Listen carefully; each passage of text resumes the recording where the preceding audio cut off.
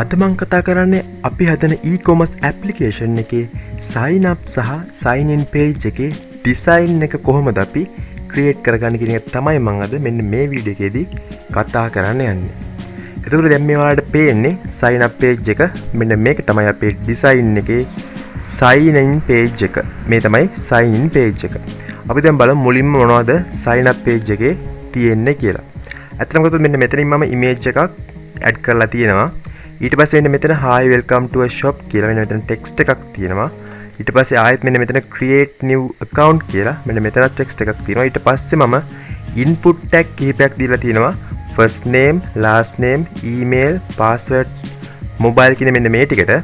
ඊට පස්සේ මම මෙතන gender කියන එකට selector tag එකක් යටතේ male සහ female කියන option දෙක ලබා දීලා තියෙනවා.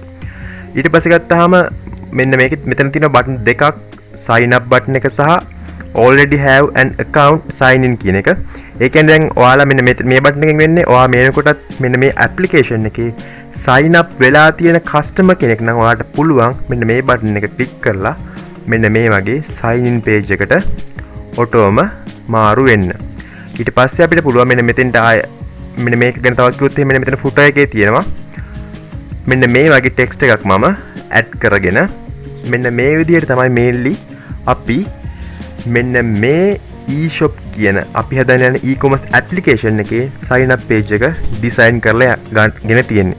ඇත්තටම මෙන්න background image එකකුත් මෙන්න මේ වගේ view වෙනවා. ඊට පස්සේ ගත්තාම sign in page එක ගැන කතා කරොත් sign in page එකෙත් මම view එකේ ලොකු වෙනසක් කරලා නැහැ. sign up page එකට සාපේක්ෂව ඒ page එකේ තියෙන view එක තමයි තියෙන්නේ. මොකද ඒක image එකේ ලොකු වෙනසක් මම කරලා නැහැ.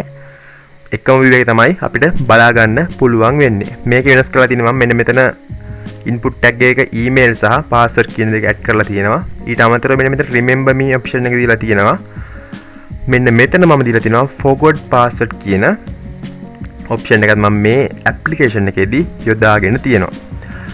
එතකොට දැන් මේ remember me ඇයි දාන්නේ forgot password ඇයි දාන්නේ අන්න ඒව ගැන මම ඊළඟට වැඩි විස්තර ඊළඟ වීඩියෝ වලදී කතා කරන්නම්. දැන් මම මේකේ videos එක ගැන mainly focus කරලා කතා කරන හින්දා design එක ගැන විතරක් අද කතා කරන්න. ඊට පස්සේ මෙන්න මෙතන ගත්තාම බටන් දෙකක් වලට view වෙනවා. sign in button එක සහ new to e-shop join now. මෙන්න මේ බටන් දෙක. ඒ කියන්නේ අපි මෙතන details fill කරලා මෙන්න මේ sign in button එක click කරොත් ඔයාලට පුළුවන් sign in වෙන්න. ඒ වගේම ඔයා sign in වෙන්න නැතුව ඒ කියන්නේ sign in වෙන්න details නැත්තම් ඒ කියන්නේ ඔයා මෙන්න මේ e-commerce application එකේ register නොවිච්ච customer කෙනෙක් නම් ඔයාලට සිද්ධ වෙනවා මෙන්න මේ new to e-shop කියන මෙන්න මේ බටන් එක click කරලා ඔයාලට මෙන්න මෙතන sign up process එක සිදු කරලා තමයි ඔයාලට sign in වෙන්න පුළුවන් වෙන්නේ. මෙන්න මේ විදිහට තමයි මේකේ mainly තියෙන්නේ අපේ design එක. මම ඒක ගැන ඒක හදන හැටි ගැන දැන් ඔයාලට කියලා දෙන්නම්. මෙන්න මේ විදිහට තමයි ඒකේ coding part එක මේ තියෙන්නේ index php file එක. මෙතනින් ගත්තාම තියෙනවා doc.type html tag එක. ඊට පස්සේ html tab එක. ඊට පස්සේ මෙන්න මෙතන තියෙනවා e-shop කියලා title එකක් දාගෙන මම ඊට පස්සේ මෙන්න මෙතන meta tag දෙකක් දාන්න. දැන් ඔයාලා meta tag කියන්නේ මොකක්ද කියලා දන්නවා මම කලින් video series බලලා තියෙනවා නම් meta tag අපි දාන්නේ bootstrap වලට අදාළව තමයි මෙන්න මේ meta tag දෙක මම දාගෙන තියෙන්නේ. ඊට පස්සේ මෙන්න මෙතන මම දාලා තියෙනවා මෙන්න මේ image එක මෙන්න මේ අපේ මෙන්න මේ image එක මෙන්න මෙතන පේන image එක මෙන්න මෙතන පේන image එක තමයි මෙන්න මෙතන දාලා තියෙන්නේ. මෙන්න මේ e-shop කියලා මෙන්න මෙතන උඩින් අපිට පේන්න දාලා තියෙන්නේ. දැන් සමහර නිකන් ටැබ් එක ඕපන් කරපුවම ඔයාලට පේන්නේ එතන නිකන් මෙන්න මේවා එකක් නේ. දැන් මගේ මෙතන e අකුර පේන්නේ. කියන්නේ මෙන්න මෙතන මගේ logo එක දාගෙන තියෙන්නේ. මෙන්න මෙතන link කරලා තියෙන එකේ icon එකේ. ඊට පස්සේ මම මෙතන bootstrap link කරලා තියෙනවා. ඊට පස්සේ මගේ css file එක මම මෙතන link කරගෙන තියෙනවා. මෙන්න මේ css file එක මම මෙන්න මෙතන link කරගෙන තියෙනවා.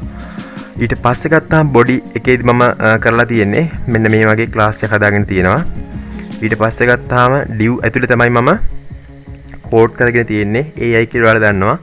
මම මෙතන අරන් තියෙන bootstrap ලා grid system එකකින් හින්දා ඒගොල්ලෝගේ grid system එක ගන්න මම හදන සියල්ලක්ම div ඇතුලේ තමයි මම හදන්න ඕනේ. අන්න ඒ හින්දා මම මේ සියල්ලම div ඇතුලේ create කරගෙන තියෙනවා. ඊට පස්සේ මෙන්න මෙතන ගියාම මෙතන hi welcome to e-shop මෙන්න මේක මම මෙන්න මේ ටික මම create කරගෙන තියෙනවා div ඇතුලේ. එතනින් පල්ලෙහාට ගියාම ඔයාලට පේනවා මෙන්න මෙතන sign up එකේ අපි හදාගත්ත input tag ටික. ඒ කියන්නේ මෙන්න මෙතන අපි create කරගෙන තියෙනවා මෙන්න මෙතන නම් paragraph එකක් මම හදාගෙන තියෙනවා create new account කියන්නේ මෙන්න මේ text එක මම එතන add කරලා තියෙන මෙන්න මේ text එක.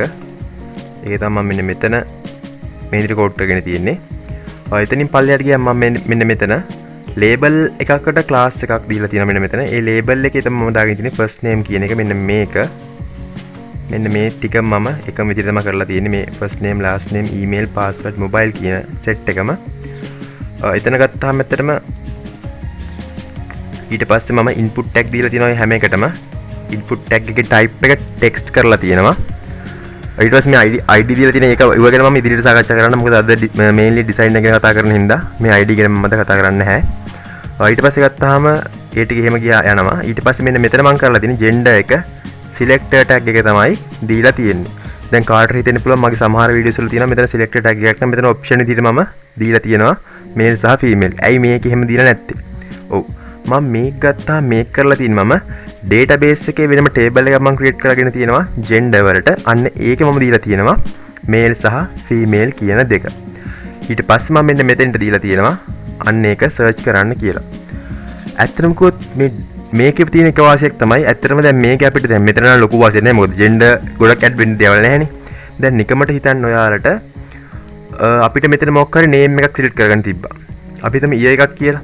දැන් අපිට මෙතන year එකක් සාමාන්‍ය මෙතන add කරන්න option වල අපිට selectors වලට ගොඩක් type කරන්න වෙනවා. ඒතකොට අපි years 10ක් විතර database එකේ දාලා තිබ්බොත් අපි ලේසි එතනින් database එකෙන් search කරලා ගන්න. ඒතකොට තව මම කිව්වොත් එහෙම name ගත්තාම මම මෙහෙම කිව්වොත් එහෙම දැන් අපි හිතමු දැන් මේක users ලා 10ක් මේක ඉන්නවා. එතකොට මේ 10 දෙනාට අපි මෙතන option 10ක් දාලා මෙතන code කරනවා. හැබැයි අපි database එකේ table එකේ ඒ 10 දෙනාගේ name store කරලා තිබ්බොත් අපිට පුළුවන් මෙන්න මෙතනින් අන්න ඒ 10 දෙනාගේ name search කරලා මෙන්න මෙතන option විදිහට පෙන්වන්න. අන්න ඒක තමයි එතන වාසිය. ඊට පස්සේ ගියාම මෙන්න මෙතන මම sign up සහ මෙන්න මේ already have an account sign in කියන එක already have an account sign in කියන මෙන්න මේක මෙන්න මේ විදිහට මෙතන view කරලා තිනවා මේ බටන් දෙක. ඊට පස්සේ ගියාම මෙන්න මෙතන මම sign in page එක තමයි මෙන්න මෙතන create කරගෙන තියෙන්නේ. මෙතන sign in to your account කියන text එක තියෙන paragraph එක.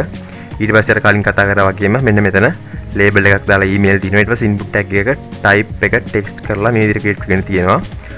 ඊට පස්සේ ගත්තාම මෙන්න මෙතන මම remember me option එකට මෙන්න මේ වගේ type එක checks box කියලා මෙතන දාලා තියෙනවා.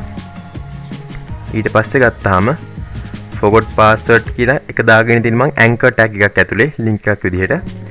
ඊට පස්සේ ගත්තාම button දෙක මම මේ විදිහට create කරගෙන තියෙනවා.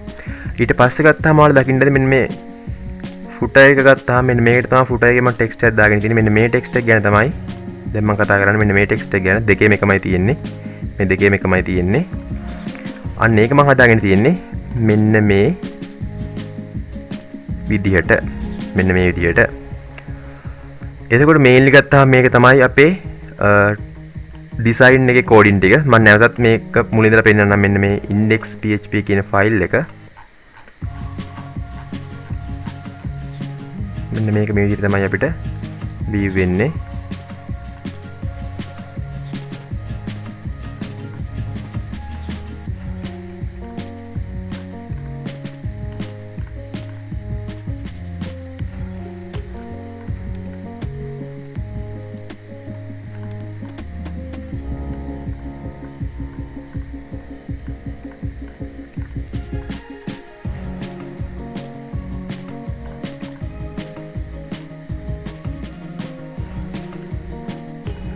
අපි දැන් බලමු කොහොමද මේකට මම style.css ෆයිල් එක ක්‍රියේට් කරගෙන තියෙන්නේ කියලා. මෙන්න මේ තියෙන මගේ style.css ෆයිල් එක. අත්‍තරම කොත් මේක ගත්තාම මම ෆොන්ට් දෙකක් ඇඩ් කරගෙන තියෙනවා. මෙන්න මේ quicksand කියන ෆොන්ට් එක සහ honey script කියන ෆොන්ට් දෙක තමයි මම ඇඩ් කරගෙන තියෙන්නේ. අත්‍තරම මෙන්න මේක මම වෙනම ෆෝල්ඩර් එකක මෙන්න මේ වගේ දාගෙන තියෙනවා. මෙන්න මේ ඩවුන්ලෝඩ් කරගෙන මෙන්න මේ honey script සහ quicksand කියන ෆොන්ට් දෙක. එතනින් ගියාම ඊට පස්සේ මම මෙන්න මේ විදිහට logo එකට දාගෙන තියෙනවා. logo එක link කරලා ඊට පස්සේ එකට width එකක් සහ height එකක්. ඒ කියන්නේ position එක center කරලා background size එක contain කරලා repeat වෙන එක වළක්වන්න no repeat කියන මෙන්න මේ විදිහට මම create කරගෙන තියෙනවා. මෙතන height එක ලබා දීලා තියෙනවා මෙන්න මේ image එකට. ඊට පස්සේ මම මෙතන title එකටත් font size එකක් සහ මෙන්න මේ විදිහට letter string එකක් දාගෙන තියෙනවා. ඊට පස්සේ ගත්තාම බෑග්ග්‍රවුන්ඩ් එකේ බෑග්ග්‍රවුන්ඩ් ඉමේජ් එකක් මම මේ විදිහට ලින්ක් කරගෙන ඊට පස්සේ ඒකත් අර කලින් කතා කරා වගේම බෑග්ග්‍රවුන්ඩ් රිපීට් නෝ රිපීට් දාලා බෑග්ග්‍රවුන්ඩ් පොසිෂන් එක සෙන්ටර් දාලා බෑග්ග්‍රවුන්ඩ් සයිස් එක කන්ටේන් මම දාගෙන තියෙනවා. ඊට පස්සේ ටයිටල් 2 එකත් මම මෙන්න මේ විදිහට ෆොන්ට් සයිස් එකක් දීලා ෆොන්ට් වයිට් එක මෙන්න මේක ගැන තමයි කතා කරන්නේ. මෙන්න මේ ටික ගැන මෙන්න මේ දෙක ගැන. ඒගොල්ලෝ පේනවා ටිකක් බෝල්ඩ් වෙලා පේනවා අනිත් ටෙක්ස්ට් වලට සාපේක්ෂව මෙන්න මේ ටික බෝල්ඩ් වෙලා තියෙනවා. අන්නේ බෝල්ඩ් වෙලා තියෙන්නේ මෙන්න මේක හින්දා. ඊට පස්සේ මේ තියෙන footer එකේ ටයිටල් එක footer එකේ font size එක කියන්නේ මෙන්න මේ footer එකේ font size එක ගැන තමයි අන්නේ කතා කරන්නේ මෙන්න මේකේ font size එක ගැන. ඊට පස්සේ ගියාම මේ තියෙන්නේ main background එක. main background එක කියන්නේ මෙන්න මේ අපිට මේ පේන background එක. ඔන්න ඔය විදිහට තමයි එතකොට අද ඩිසයින් එක ගැන මම ඩිස්කස් කරේ. මම හිතනවා ඔයාලට ඔක්කොම කෝඩින් ටික කරගන්න පුළුවන් වෙන කියලා මම නැවතත් CSS ෆයිල් එක පෙන්නන්න. මෙන්න මේ විදිහට තමයි CSS ෆයිල් එක අපිට view වෙන්නේ. හරි. එහෙනම් අපි ඊළඟ වීඩියෝ එකේදී හමු වෙමු. සියලු දෙනාටම සුබ දවසක්.